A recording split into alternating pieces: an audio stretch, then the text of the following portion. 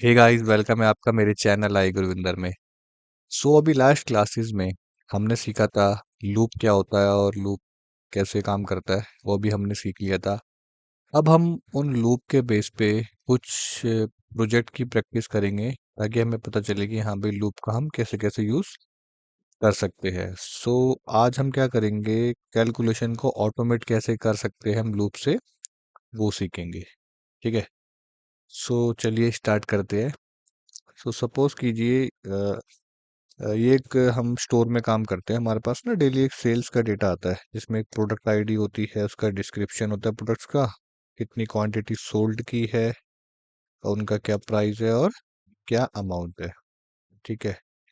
अब हमें क्या करना होता है, इसके आगे ना कैलकुलेशंस करनी होती है। क्या कि अगर अमाउंट 7,000 से ऊपर है, या मैंने लिख भी रखा है 7,000 से ऊपर है, तो रिमार्क्स लिखा आ जाए डिस्काउंट, और अदरवाइज नो डिस्काउंट। फिर उस अमाउंट का जो 7,000 से ऊपर है उसको 10% जो डिस्काउंट है वो अमाउंट यहाँ लिखा आ जाए। फिर उसके बाद अमाउंट में से लेस हो जाए डिस्काउंट अमाउंट, और टोटल यहाँ आ जाए। फिर उसके बाद टोटल का जो है 18% जीएसटी ऐड हो जाए, जो भी मतलब टैक्स लगता है 18% यहाँ पे ऐड हो जाए। फिर जो अमाउंट है और जो टैक्स है हमारा जीएसटी वो ऐड होके फाइनल टोटल आ जाए।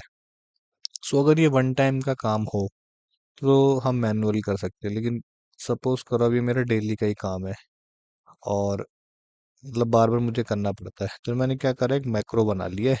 मैं क्या करूँगा, जो मेरा रॉ डेटा है उसको मैं क्या करूँगा, यहाँ से कॉपी पेस्ट और अपने मैक्रो वाली शीट में ऐसे बस पेस्ट करा दूंगा। ठीक है। अब मेरे को बस ये मैक्रो पे क्लिक करना है। ये देखो, मेरी रिपोर्ट जनरेट हो गई। कितने टाइम लगा, मतलब सेकंड्स लगे होंगे, 2 या 3 सेकंड, इससे ऊपर नहीं लगा होगा। हम जो है लूप से इस तरीके का काम, कैलकुलेशंस का काम भी कर सकते हैं। आइए स्क्रैच से बनाते हैं कि ये शीट मैंने कैसे बनाई है। तो क्या करेंगे, हम इस रॉ डेटा को एक न्यू वर्कबुक में कॉपी पेस्ट करा लेंगे, वैल्यू में, फॉर्मेट्स में, और इसका हम कॉलम विड्थ सही कर देंगे, और इसका नाम क्या रख देंगे हम, रॉ डेटा। और इसमें हमें अपना मैक्रो बनाना है। तो हम क्या करेंगे, यहाँ लिख देंगे मैक्रो। उस वाली शीट में जाएंगे जहाँ मैक्रो ऑलरेडी बना हुआ है, और वहां से हम क्या करेंगे, अपना सिर्फ और सिर्फ सेम चीज फॉर्मेट्स ले लेंगे, और वैल्यूज ले लेंगे, लेकिन ये हटा देंगे, कॉलम विड्थ, ताकि रिसाइज करने का भी इशू ना हो। ये हमने वहां से उठा लिया है। ठीक है। और ये रिमार्क्स वगैरह भी उठा लेते हैं, कहीं भी रख देंगे, यहाँ रख देते हैं, और इसमें से हमारी ग्रिड लाइंस हटा देते हैं। ठीक है। और इस वाली शीट को हम सेव करके बंद कर देते हैं। सो अब हम क्या कहते हैं, ये हमने एक बुक 3 के नाम से नई वर्कबुक ऐड कर ली है। अब हम इसमें बनाएंगे मैक्रो, वो सेल्स वाला, बिल्कुल स्क्रैच से। ठीक है। सबसे पहले हम अपना कोई विजुअल बेसिक एडिटर खोल लेंगे। इसमें अब हम क्या करेंगे, अपना सब रूटीन लिखेंगे। ठीक है ना। तो सब रूटीन के लिए ये मेरी वर्क ये 3 है, इसमें मैं क्या करूँगा, इसमें अभी कोई मॉड्यूल ऐड नहीं है, ये मैंने दूसरी भी खोली हुई है। तो मैं इस पे राइट क्लिक करके इंसर्ट और मॉड्यूल, ये रहा, इसका मॉड्यूल आ गया मेरे बुक 3 का। ये मेरी बुक 3 का मॉड्यूल आ गया है। ठीक है। अगर आपकी वर्कबुक खाली एक ही खुली है तो बाय डिफॉल्ट ऐड हो जाएगा, मेरी कोई और भी खुली है तो इसलिए मुझे इस पे क्लिक करके ऐड कराना पड़ा। मैं यहाँ लिखूंगा सब सेल्स कैलकुलेशन। ठीक है। स्टार्टिंग में हमारा, हम एक चीज हमने और सीखी थी, ऑप्शन एक्सप्लिसिट। किस लिए लिखते हैं हम, ताकि अगर हम कुछ डिक्लेयर करना भूल जाए तो हमें पता चल जाएगा, एरर आ जाएगा। ठीक है, अब हम यहाँ पे सबसे पहले अपनी वही वर्कबुक को डिक्लेयर कराएंगे डिम WBS वर्कबुक, फिर शीट को dim SHS worksheet, set WB is equal to this workbook, set SH is equal to WB dot sheets. क्या नाम है मैक्रो वाली का? मैक्रो ही नाम है, मैक्रो। तो ये भी हमने अपनी वर्कबुक और वर्कशीट को डिक्लेयर कर दिया है। तो हमारी जो पूरी वर्कबुक है वो WB में आ गई है, और जो शीट है ये मैक्रो वाली वो SH में आ गई है। ठीक है, उसके बाद मैं क्या करूँगा, अभी जो हमने मैक्रो सीरीज में लूप सीरीज में सीखा था, क्या कहते हैं कि मतलब जो डेटा होगा देखो, वो तो कोई मतलब कांस्टेंट नहीं होगा कि कितना हो सकता है, वो लाख, 1 लाख, 2 लाख, 3 लाख, 4 लाख, 5 लाख, कितना भी हो सकता है। तो हमने एक चीज सीखी थी लूप सीरीज में कि हम क्या करेंगे, रो को काउंट करा लेंगे, जिससे हमें क्या पता चल जाएगा, आखिरी रो नंबर क्या है। तो जो रो नंबर है वो एक क्या है, आपका नंबर का डेटा टाइप है। तो हम यहाँ पे क्या करेंगे, एक और वेरिएबल ले लेंगे डिम IS इन लॉन्ग ले लेते हैं, क्योंकि इंटीजर तो 32,000 के आसपास होता है लॉन्ग। ठीक है, और एक हम अपने फॉर लूप के लिए ले लेंगे डिम XS लॉन्ग। ठीक है, अब हम करेंगे इसको आई को डिक्लेयर, मैं बोलूंगा आई को SH मैक्रो वाली शीट में आपको क्या करना है, रोज को काउंट करना है। कौन से कॉलम से? ए से, किसी से भी करा लो, पर ए मैं स्टार्टिंग से ही करा रहा हूँ। ठीक है, सबसे पहले क्या करना है, Excel and Excel up dot, तो आपने रो डॉट काउंट सबसे नीचे जाना है, फिर एंड एक्सेल अप से ऊपर आना है, और फिर उस रो का नंबर बताना है। एक बार मैसेज बॉक्स लगा के चेक करता हूँ सही लगा है। ठीक है, बिल्कुल सही लगा है, एक ही बता रहा है, क्योंकि अगर आप देखोगे तो एक ही है ना इसमें, जिसमें डेटा है, रो, है ना। तो अब हमारा रो काउंट बिल्कुल सही लग गया है। अब हम क्या करेंगे, वो डेटा यहाँ ला के अभी पेस्ट करा देते हैं, ताकि हमारा मैक्रो बनाने में हमें आसानी हो जाए, और मुझे समझाने में भी आसानी हो जाए। ये मैंने ला के बस पेस्ट करा दिया है अभी। ठीक है, अब मैं क्या करूँगा, यहाँ पे लूप चलाऊंगा, फोर लूप। ये ऑलरेडी मैंने आपको लास्ट क्लासेस में बता दिया है, अगर आपको कोई भी इशू आए वहाँ जाके एक बार रिवीजन कर सकते हैं।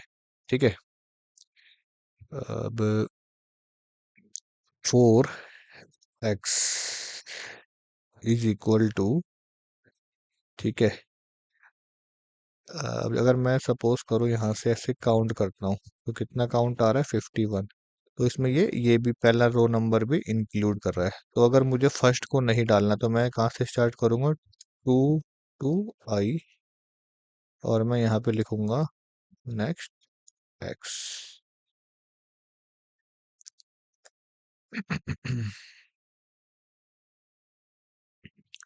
अब देखो फोर लूप में क्या होता है, मैं दोबारा समझा देता हूँ। फोर लूप जो स्टार्ट होता है 4 से और खत्म होता है नेक्स्ट पे। एक्स का मतलब ये है कि इसके अंदर वैल्यू स्टोर होगी। ठीक है, इसलिए हमने एक्स को यहाँ पे डिक्लेयर कराया था नंबर वेरिएबल से, जो कि लॉन्ग है। ठीक है ना। उसके बाद मैंने आई में क्या करा था, रो काउंट करा लिए थे, जो कि 51 आ रहे हैं। तो फर्स्ट तो हेडर है, तो हम हेडर को नहीं लेंगे, तो हमने बोला स्टार्ट कहाँ से करो, उसने पूरा काउंट करा 51। मैंने बोला 2 से स्टार्ट करो, कहाँ तक, आई, मतलब जहाँ पे एंड का हमें वो मिले काउंट। ठीक है, तो ये फर्स्ट टाइम क्या करेगा, एक्स के अंदर 2 आएगा, फिर ये लूप चलेगा ऐसे, फिर एक्स के अंदर 3, फिर वापस घूम के आएगा 4, 5, 6, कहाँ तक चलेगा, जहाँ तक आई में वैल्यू आएगी, मतलब जहाँ पे लास्ट रो नंबर आएगा। ठीक है, अगर आपको इसमें कोई भी इश्यू आ रहा है, तो आप जो है अपनी लास्ट क्लासेस में फोर लूप देख सकते हैं, वहाँ पे आपका क्लियर हो जाएगा। ठीक है, मैं कोशिश कर रहा हूँ कि इसमें भी क्लियर हो, लेकिन अगर आपको बिल्कुल ही एकदम मतलब आपकी बेसिक नॉलेज है लूप्स में, तो आपको पहले लूप की फोर लूप की क्लास पूरी देखनी चाहिए। ठीक है, अब हम क्या करेंगे, सबसे पहले अब मुझे क्या करना है, डिस्काउंट वाला जो मेरा कॉलम है, इसमें रिमार्क्स लाना है, डिस्काउंट या नो डिस्काउंट, किस बेस पे, अगर जो अमाउंट है 7,000 से ज़्यादा है तो डिस्काउंट आ जाए, अदरवाइज नो डिस्काउंट। तो सिंपल सी बात है, हम यहाँ पे क्या लगा रहे हैं, एक लॉजिकल कंडीशन लगा रहे हैं, वो कौन है, इफ है। ठीक है, हम लॉजिकल कंडीशंस लगा सकते हैं, तो मैं लगाऊंगा इफ, कौन सी शीट में हम काम करें, मैं को लिखेंगे एस एच डॉट सेल्स। तो सेल क्या मांग रहा है, सबसे पहले रो, तो रो क्या होगा, ठीक है ना, एक्स क्यों, क्योंकि अभी जो रो है वो हमने एक्स के फॉर्म में लिया है। ठीक है, अब ये टू है, टू मतलब ये वाला, मैंने वन इसलिए लिया ना क्योंकि हमने यहाँ पे हेडिंग है, तो हमने तो इसको इवेल्युएट करना ही नहीं है, तो मुझे स्टार्ट यहाँ से करना है। तो ये आएगा फर्स्ट टाइम टू, फिर ये घूम के एक्स भी लूप घूम कर आएगा, तो एक्स ऑटोमेटिकली थ्री, मतलब थ्री फोर फाइव ऐसे चलेगा लूप। ठीक है, उसके बाद जो कॉलम है वो कौन सा है, one two three four five. ठीक है, डॉट फाइव डॉट वैल्यू। मैंने बोला अगर मैक्रो शीट के सेल एक्स वाई, मतलब रो नंबर दो और column number five, row number दो और कॉलम नंबर फाइव, ठीक है, अगर इसकी वैल्यू ग्रेटर देन हो किसके, 7,000 के, देन क्या हो, S H dot cells X six dot value is equal to discount. X six मतलब रो नंबर दो हो गया हमारा, column number six, one two three four five six, इसकी वैल्यू क्या हो जाए, डिस्काउंट अगर 7,000 से ऊपर हो, एल्स, और जो है ये इफ की क्लास भी ऑलरेडी करा रखी है, तो आप पीछे जाके कंसल्ट कर सकते हो उसमें से भी। ठीक है, तो इसकी वैल्यू या तो डिस्काउंट आ जाए, या अगर नहीं है, 7,000 से ऊपर नहीं है, तो क्या आ जाए, नो डिस्काउंट। ठीक है, और एंड हो जाए इसका। ठीक है ना, अब देखो ये वर्क कैसे करेगा, ये सबसे पहले पहले जाएगा, ये टू फाइव पे चेक करेगा। ठीक है, और ये टू सिक्स की वैल्यू दे देगा, two six means row number दो, सिक्स मतलब कॉलम नंबर सिक्स की वैल्यू दे देगा डिस्काउंट, अदरवाइज नो डिस्काउंट। फिर घूम कर आएगा, अब ये ऑटोमेटिकली टू जो है वो थ्री बन गया है। ठीक है, तो ये थ्री की, थ्री और फाइव की वैल्यू क्या होगी, मतलब रो नंबर तीन और कॉलम नंबर फाइव की वैल्यू क्या हो गई, मतलब जो वैल्यू होगी अगर वो ग्रेटर देन है 7,000 के, तो ये रो नंबर तीन और कॉलम नंबर सिक्स की वैल्यू हो जाएगी डिस्काउंट, अदरवाइज नो डिस्काउंट। तो अभी मैं चला के देख लेता हूँ, चाहे आप यहाँ से दबाओ चाहे आप F5 दबा दो, तो ये आप ये देखो आ गया। तो जहाँ जहाँ पे 7,000 से ऊपर है वहाँ वहाँ पे डिस्काउंट लिखा आ जाएगा, otherwise no discount.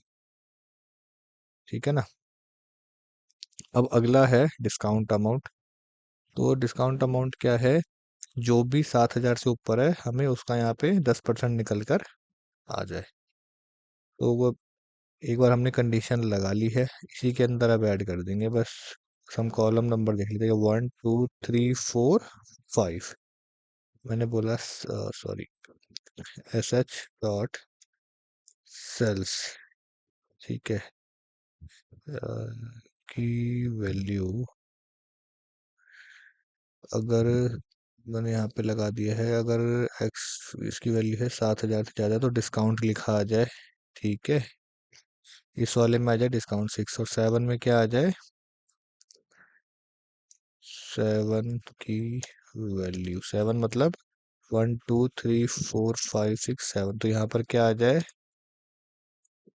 S H dot cells X five की वैल्यू का 0 मतलब इसका मतलब हो गया 0.10 का मतलब 10%। ठीक है, तो ये मैंने ऐसे क्या लिखा है, मैंने बोला कि कंडीशन मैंने यहाँ दी थी कि अगर एक्स फाइव की जो वैल्यू है 7,000 से ज़्यादा हो तो एक्स सिक्स में लिखा आ जाए डिस्काउंट, और एक्स सेवन में लिखा क्या हो जाए, जो भी अमाउंट है उसका 10% आ जाए। ठीक है, तो 10% को हम कैसे लिखेंगे, 0.1, एक्स मतलब रो नंबर टू, सेवन मतलब कॉलम। ठीक है, और इसी को कॉपी कर देंगे, और अगर ऐसा ना हो तो इसकी वैल्यू क्या आ जाए, सिंपली 0। फिर F5 दबा के देखते हैं। आप ये देखो बिल्कुल एकदम सही काम कर रहा है ये, है ना। तो डिस्काउंट अमाउंट भी हमारा निकल कर आ गया है। अब हमें क्या निकालना है, टोटल। तो टोटल का क्या हो जाएगा फिर, कॉलम नंबर 1 2 3 4 5 6 7 8। ठीक है, तो इसमें तो सेम, दोनों में हमें इसमें सिंपल टोटल कराना है, तो दोनों में सेम कंडीशन लगेगी कि भाई आप क्या करो, x8 की जो वैल्यू है, तो क्या करो, कौन सी करो, x5 की वैल्यू प्लस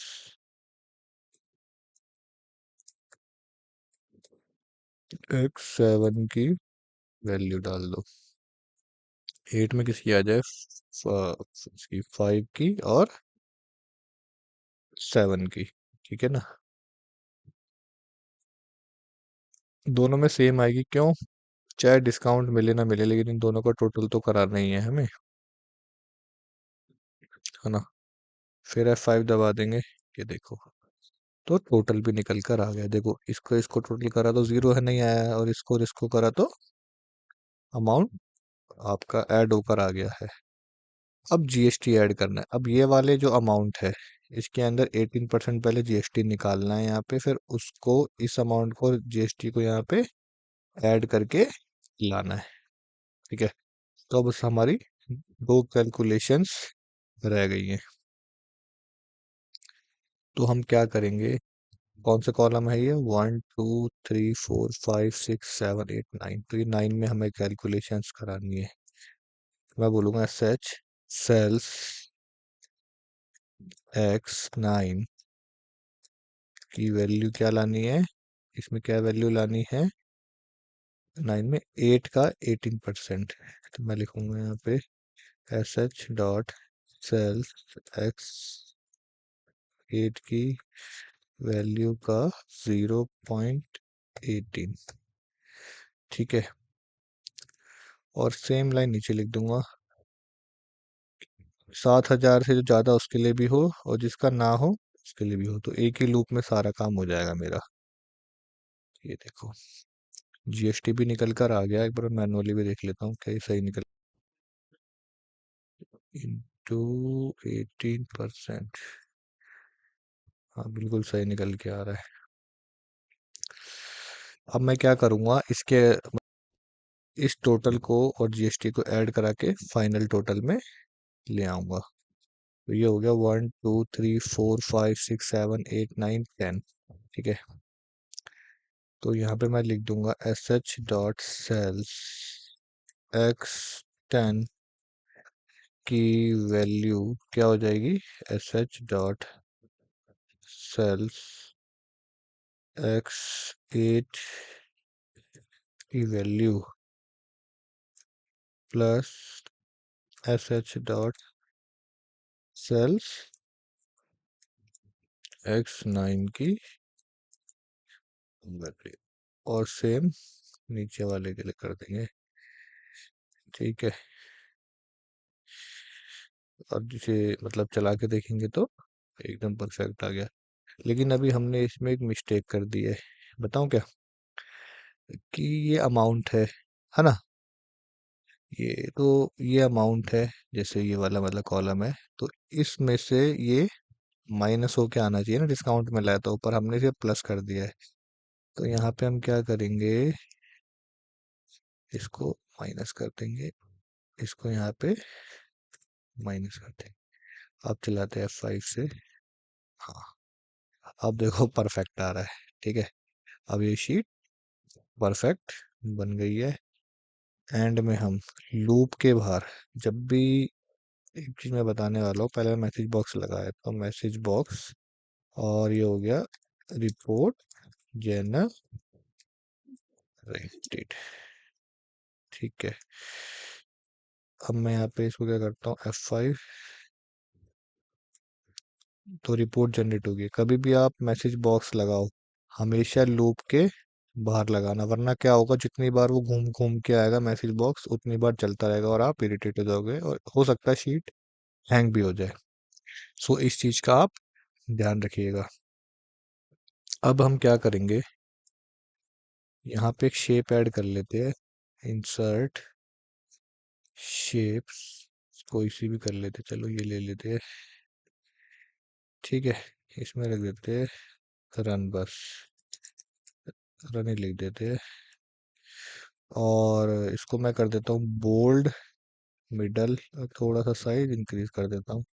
अब जो मैक्रो हमने बनाया है वो क्या कर देंगे, इस पे हम असाइन सेल स्केल, ओके।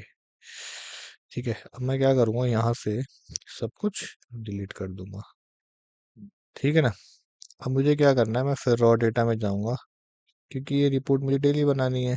हो सकता है दिन में 3 बार बनानी पड़े। रॉ डेटा को बस उठाऊंगा यहाँ से, अपने मैक्रो में लेके जाऊंगा, सिंपल पेस्ट, हो गया पेस्ट, रन मैक्रो,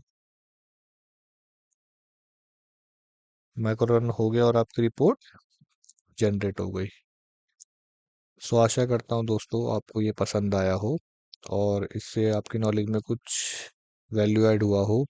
सो इस फाइल का जो वो आपका डाउनलोड लिंक है वो डिस्क्रिप्शन में है, आप वहाँ से डाउनलोड कर सकते हैं। और अगर आपकी कोई क्वेरी है तो आप कमेंट कर सकते हैं। इन दी एंड, अगर आपको वीडियो पसंद आए तो आप सब्सक्राइब जरूर करें। और हैप्पी लर्निंग, और रेगुलर इस चैनल को देखते रहे नई नई वीडियोस के लिए।